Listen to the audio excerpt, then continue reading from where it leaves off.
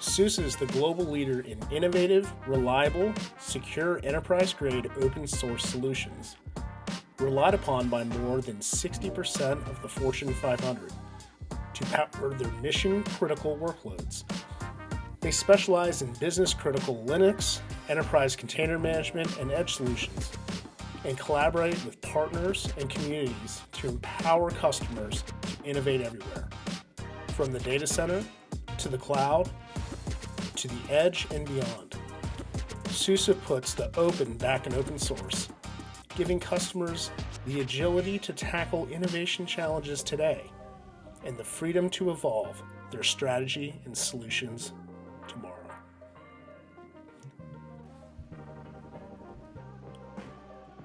Rob, what's going on? Nothing much. Thanks for having me back. Appreciate it.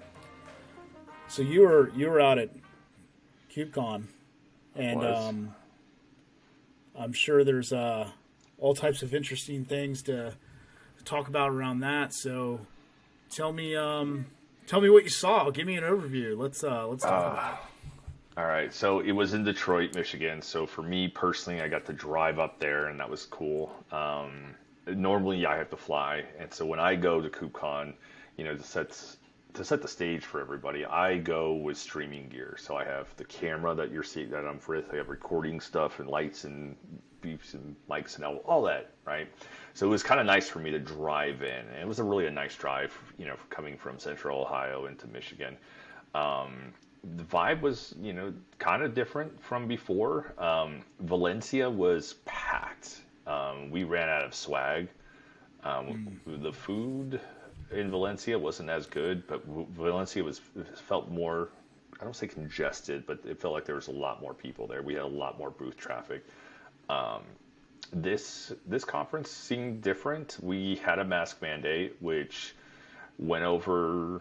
It didn't go over well with the staff, and I mean by staff, not the CNCF staff, but the staff of the venue itself. So I always give credit to the staff, because without them, no conference is going to go over well. So, in talking to some of them anecdotally, the feedback I got was, why am I wearing this mask? And so they weren't particularly happy, because there's no mandate for mask in Michigan, right? And so right. And in most places in the country. It's kind of weird. And like here in the Great Lakes region, we haven't had masks for months, and so that was a very difficult thing to get that back in there. You saw people wearing them. We were supposed to wear them, and there was someone on the loudspeaker, put your mask on. And you heard that a lot. So it was the mask thing was kind of a weird. I don't know if it's going to come back for next KubeCon. This KubeCon, the vibe I would say was, we're glad to be back, right? And there was a lot of people who were just ecstatic we're back in person and that. So our booth traffic was not as much as Valencia, but it was still there. But they had our booths way spread out. And I think I had like 30 feet between us and the Dynatrace booth, because Dynatrace is literally the booth next to us. And, we're yelling across back and forth, just joking with them. But there was a lot of open space that I wasn't used to.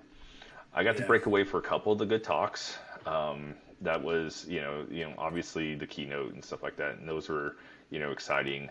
But those were packed houses. Like you get up there, and some of our my coworkers, Matt Farina, he was up there, and it was kind of exciting to see them.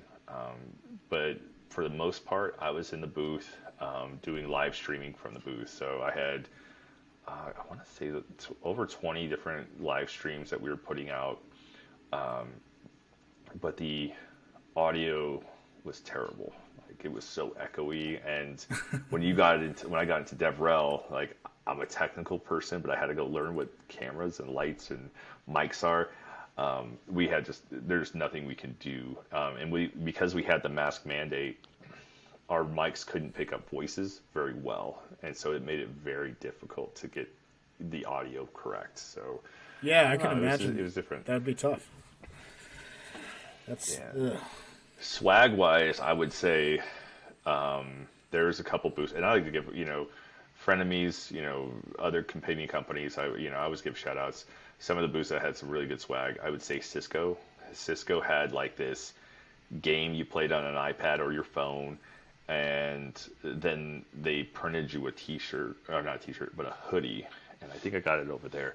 But it's like this really nice hoodie that they printed out. I was like, wow, what is that? Like, and you do that every time. Like every time you come in, we're like, we're gonna have good swag, and then somebody just one-ups you. And normally it's Replicated. Replicated has had like top tier swag. Valencia, they did like the soccer. There's like Barcelona, Madrid, and Valencia soccer teams. They have like an emblem, and they redid that emblem in patches, but they had like Kubernetes like tied into it. I'm next. They are always next tier. This year they had like keychains for like automobiles, so like they had like K8s, but it was in the Ford font and stuff like that, and I thought that was pretty cool. Ford was there. They had a booth, and they had like their newest EV Mustang there.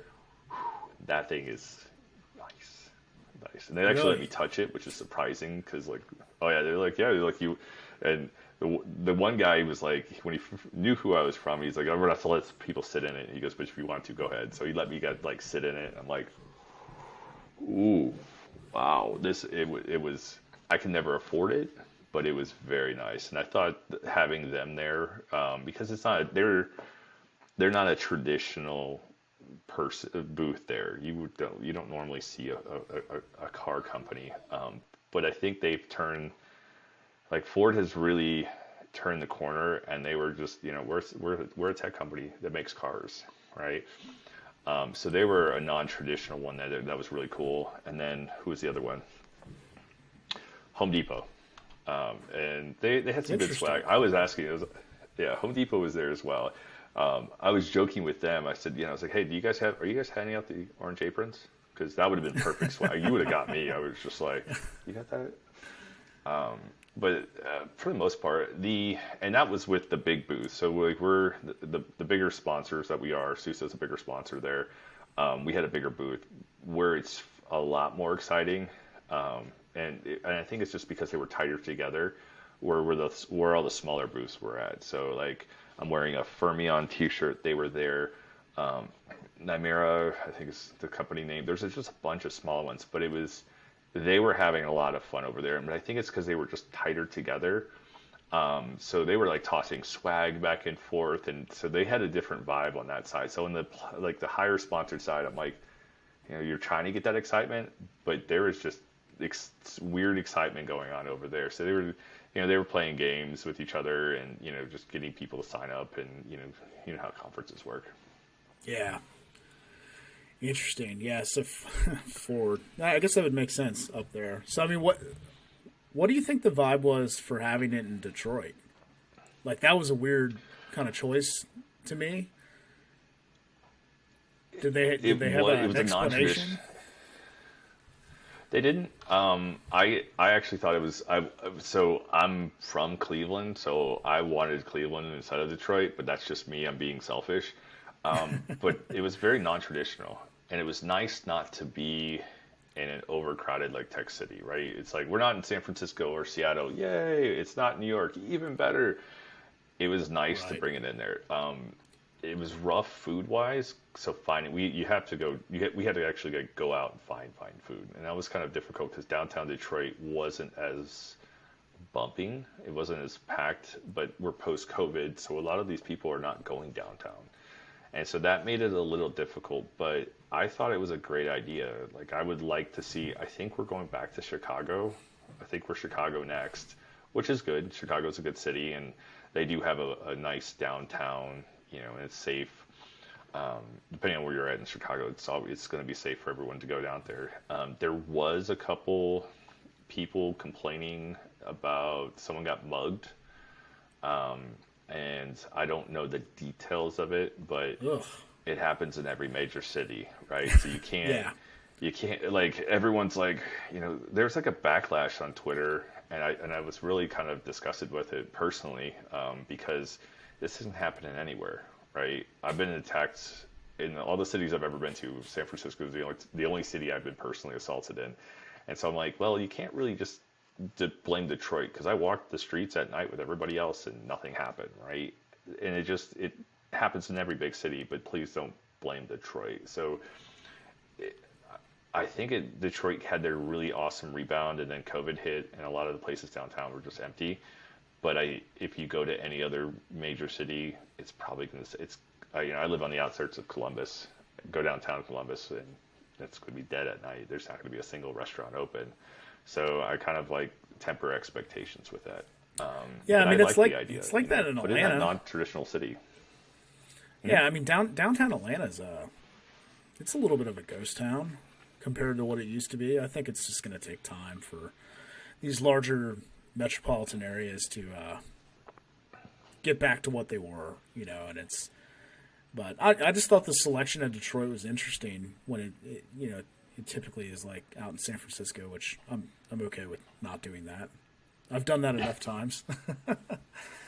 It's like it was maybe cool 15 years ago, but I'm over it. Let's try some new things.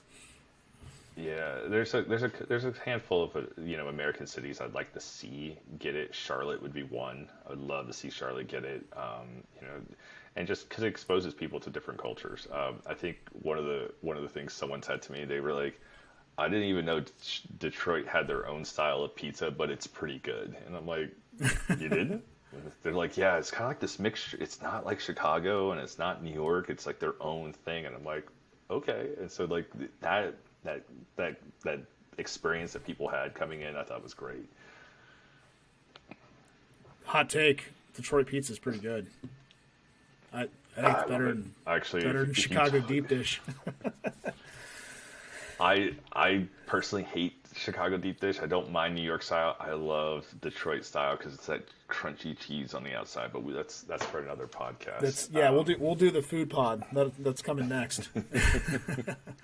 So tell me about any maybe interesting announcements that came out.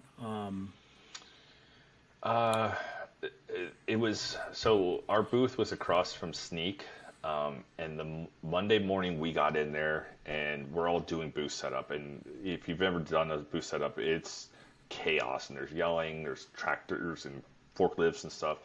Right. But the Sneak booth was relatively eerily empty at that time, and we found out later that they laid off. I don't know how many percentage. Almost 200 people were laid off, and some of them were supposed to be there. So they had a late start with that. That was one announcement that was kind of shocking because we were like, are they going to set this booth up? Because we're over here like rushing to get it done, and we're looking over there going like, what's going on over there? And then someone mentioned that they were having for those who are affected, former Sneak employees, sorry that it happened the week of Kubecon. I think there would have probably been a better time post Kubecon to do that. The only really big announcement that was surprising from the CNCF was the announcement, and it might have hit earlier, but they really hammered it home during Kubecon, was now security is going to be its own mini conference. Which is weird because the past couple of years we've been talking almost exclusively security. Everything we're talking SALSA level 2, like FIPS 140-2, like all of this stuff is really important in supply chain security. All of that has been what we've talked about. And now that we're going to kind of start splitting this off into its own little mini conference, I was thinking, what are we going to talk about, right? Because that's been the hot topic for the past couple of years, and now that they're splitting that off, but that was confusing. I'm sure the CNCF has a better explanation. I'm doing it an injustice, but that was very kind of confusing to us because I'm like, well, what are we going to talk about? A lot of the tracks were based on that. I'm gonna pretend to be the CNCF for a second. Okay. Hey, we have this great idea. We should break off into a security conference, so now we have another conference to bring in revenue. Let's go. It's probably what it is. I don't know. I don't know. Like I said, that was just a weird one for us because we were just like, I caught me off guard when they announced it. I was like, wait, we have another one, and when CFP is closing, so I'm like, I got Amsterdam for CFPs, and then I have the security one, and now like you're trying to pick like I have six of them. Which one? Who's going to go where? Right. And I even if I could because of my day job, I would only be allowed to do if that one talk externally at CNCF because I have so much like I have so many other responsibilities. But that's what we were looking at going. What bucket's this one in? I don't know. Like, what are we going to go through? So now I don't want to say we're scrambling. We're starting to review what that looks like. Yeah. WASM was the big, I would say that was the up and coming. And I'm wearing a Fermion shirt. I know Matt Butcher. He's a really good guy, and they're doing some great things over there. And I think Cosmotic was the other one, but you saw a lot more from that space, and I thought that was cool because I don't want to say it's the new hotness because it's been a while, it's been around for a while, but it had a little more traction at this Kubecon than I've seen at previous ones. So you're like you were hearing a lot more of that, and that was really cool because I'm a big WASM fan, and a lot of my talks, if I really want to get in there, I'm going to write WebAssembly and show you how to, and it's almost an instant at any developer conference. People are like, rubber stamp, you're talking. Nice. What was the you said you got to see a couple of talks while you were there. I mean, obviously you're repping SUSE in the booth and talking to people, but you got to sneak out and see a couple things. What was like maybe the best talk you saw, or maybe even heard about? I would, not to beat up WASM, the pre-event WASM stuff I was able to go to, the WASM days, and that I thought that's where I'm like, I mean, it was a packed house in there, and so I thought those are, how they were really showing people that they're not as hard to write as you might think. More frameworks are coming, so they got, .NET got a little shout out there. TinyGo and their WASM. I think Go needs a little more love in the WASM space because there's a lot of Go developers or engineers, and then obviously the big player is Rust because you say, oh, I'm writing WASM. What is it, Rust? Like that's your go-to. But I would say so. A lot of the talks around the WASM, and that's what. And I was surprised because in Valencia, there was a couple people. But man, this year I'm like, wow, it is packed. Like if there's a pandemic, I wouldn't notice that. You're just looking around. There's people everywhere with masks on, so that was really interesting. I'm like, wow, they really want to talk about WASM. Did they release how many people came to KubeCon? Did you hear a number? I heard it was between 7,000 and 8,000. But that's not official. That was like that's what, because when you ask that question, so and so gets this number, and then so and so who worked for the CNF said this, but we haven't got that official. If they published it, I haven't heard it, but I heard it was between 7,000 and 8,000. The after parties weren't too bad. Those are, I guess that's where I get to go hang out with everybody because I have no booth duties. So right. There's like a riverboat that was pretty cool that they had spun up, and I'm like, oh, it's an actual riverboat.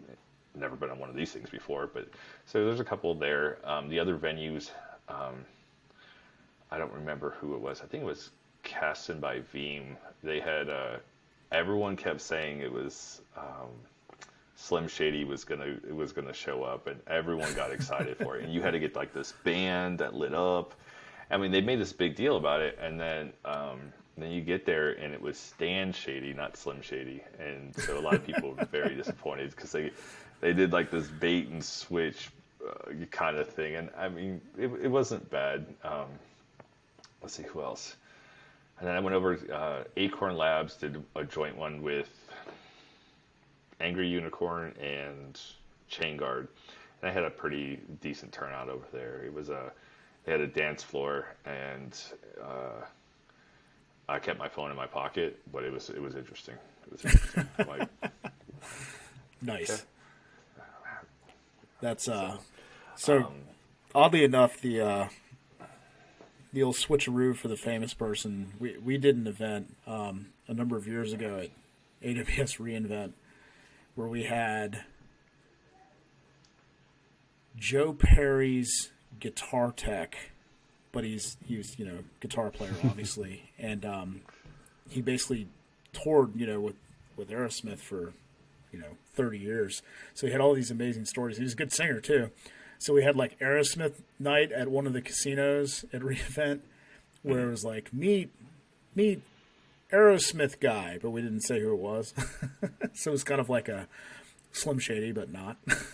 It's kind of the same concept. Yeah. It actually went over pretty well because he had all these crazy stories about being a part of what Aerosmith was doing back in the day. But some people were I like, would have "What probably the hell?" enjoyed that. Yeah, I would have probably enjoyed that more, only because for me it would have been like, all right, so tell me what Tyler Perry's really like. Like, and then hearing those stories, like I would, because like I'm the behind the scenes guy. I am a sucker for something behind the scenes. Behind the music, I think it was like an MTV thing. I could watch those for miles, and they're like, The Last Dance is another one. Like I've watched that documentary series like 6 times, and my wife's like, "You're watching it again?" I'm like, "Yeah," but like that whole Dennis Rodman thing, like, and then Jordan coming in. I said, "Honey, I love that." So I mean, that would have been entertaining for me. You got like 60 hours into The Last even Dance. Yeah. Well, even with the CNCF, like, and I get to talk to people who like who work within the CNCF who are, have different roles they don't work for the CNCF, but they have different roles working to support the CNCF, and just getting up behind the scenes. And sometimes I'll go to like a TOC meeting just to watch what they're talking about, because you're seeing that magic, right? And there's a lot that goes on, and I don't think people realize it. People go, "Oh, they're just, spinning up another conference." But if you look at the landscape and what they have to do to manage all of that, that's a lot. And I don't think we realize that effort.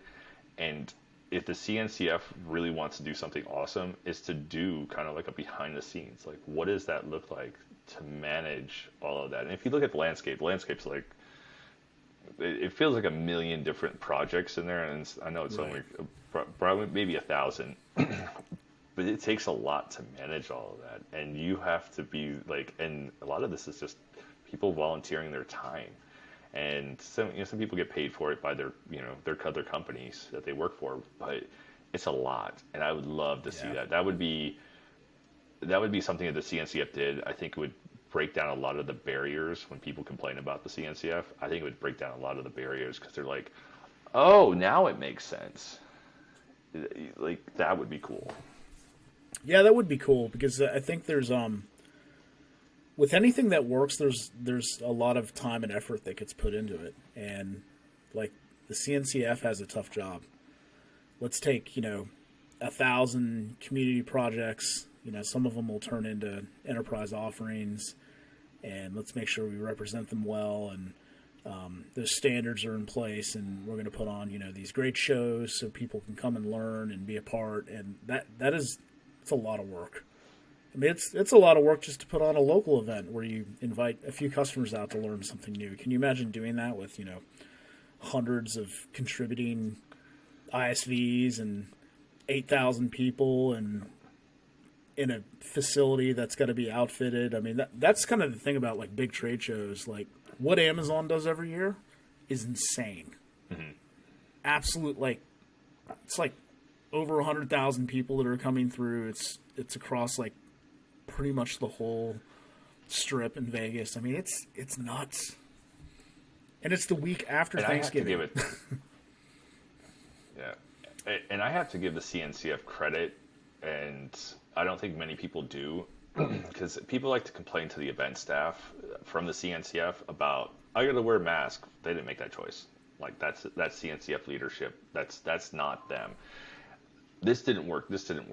But if you think about it, they have 2 major events from the CNCF every year. Now they're going to have a third mini event. It's only 2 days for the security one, and I don't know how many other smaller ones they're running. But every 6 months, they're in another city, once in Europe and once in the Americas.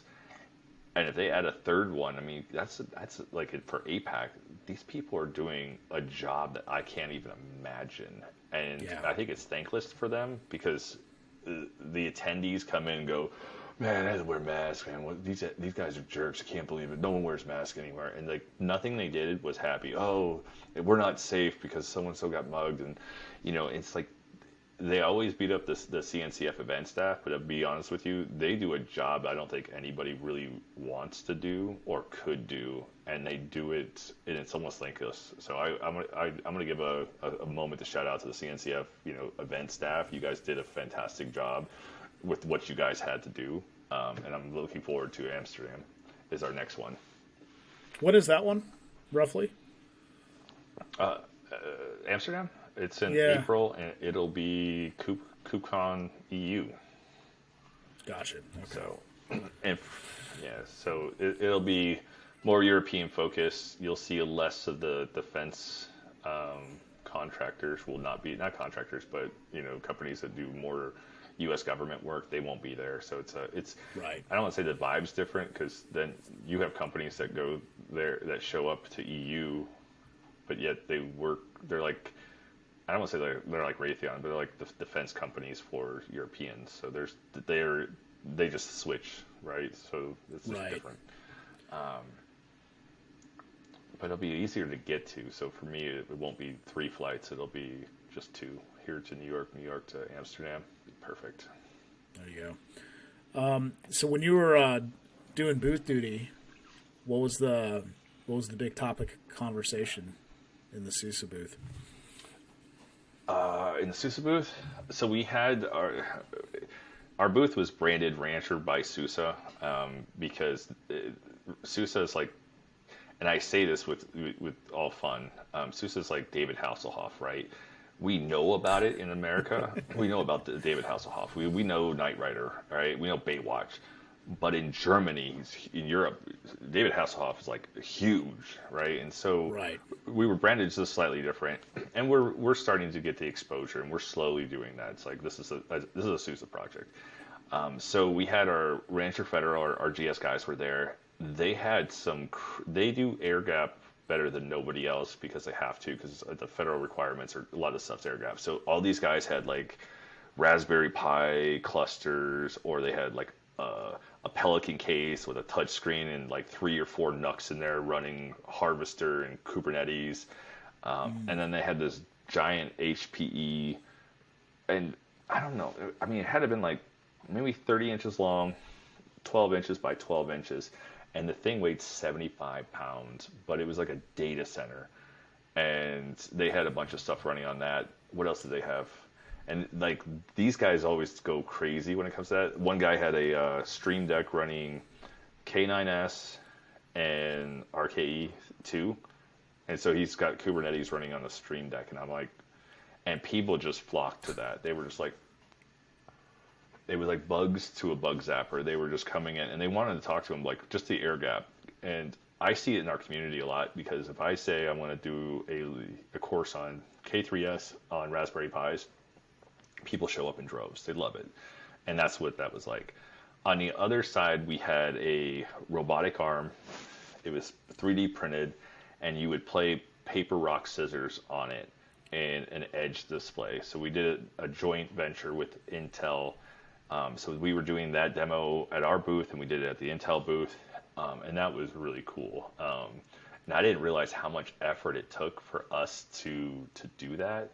I mean, so we had one guy who had to write the machine learning for it, and he's just like, yeah, I did this, and another guy had to print it, and they were like working on the hand, but that was like you just went paper, rock, scissors, and the robot would go. Like, it was pretty cool in that one. And then we had like our normal stuff. We talked about New Vector had we had a little booth for New Vector and another one for Harvester, because we released Harvester 1.1 that week. It wasn't I'd like to tell you it was a flawless release, but it wasn't. There's one upgrade bug with it, but the team's working on that. So I'm excited because they gave us PCI pass through, meaning that now you can spin up a VM and you can attach the graphics card to do heavy GPU usage through a cluster, and I thought that was really cool. I'm like, oh, finally we have cool like AI stuff that I don't know how to do, but it's really cool to be able to do it, just in case. Nice. Very cool. So, no, go ahead. I stepped on you. No, it's okay. We gave her, I would say, most of our swag, which is good. Anytime you send stuff back, you kind of go, did we misappropriate? We brought too much, but we had just enough for the people that we thought we were going to get. And then I always, every 6 months, I refresh all my T-shirts. It's kind of, it's kind of like your consolation gift when you have to go. You're like, all right. And then I come home and I throw out all these T-shirts and I bring in all these new ones. And my wife's like, what is all this? I'm like, it's just a T-shirt refresh, honey. Don't worry about it. So it's a little style upgrade every 6 months. Yeah. My daughter wants this one with the cat and the Fermion thing, and they had a pretty cool. Their booth setup was pretty cool. They had a little game there, and there's this cat, and it was deploying WASM to the Fermion. It was really kind of interesting. It's like she's like, look, you deployed 2,000 of them. I'm like, you did? And she goes, yeah. You were playing a game and you had no idea, and that's how easy it is to deploy WASM. And I'm like, sweet. So it's some interactive stuff. Very cool. Well, it sounds like it was a lot of fun. I'm gonna try to go next time. I want to go experience this all this fun. I will be there interviewing partners. So I think if you go, maybe we should convince your leadership that you need to go. Is that we'd love to have you interview you. We're going to do a better job with the mics, and then I think we're going to figure out a way not to have to wear a mask so I can hear you. Yeah, because I'm a little muffled anyway, so put a mask on me, it's just like that's all it is. So that'll be good. Well, very cool. I'm glad we got to catch up on this, and we'll be back to our regular scheduled podcast around all fun Kubernetes things in the next couple weeks. So for the listeners, be looking out for that. And Rob, thanks again for the time and sharing, what the event was like. I think those that didn't get to attend, get a cool opportunity to try to convince people they should go next time. So. Yeah. All right. Well, thanks, Nick. We'll see you guys. All right. Take it easy. This episode is brought to you by Shadowsoft's Kubernetes Center of Excellence. Your Kubernetes team should not be frustrated and confused. With Shadowsoft's Kube COE, you can clarify your process, align your team, and grow your skills. For more information, go to kubecoe.com.